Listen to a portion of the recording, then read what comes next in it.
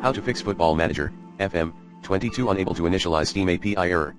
To fix Football Manager, FM, 22 unable to initialize Steam API error, try, 1. Allow FM22 and Steam through any antivirus program you're using. 2. Allow FM22 and Steam through Windows Security and/or Windows Defender Firewall.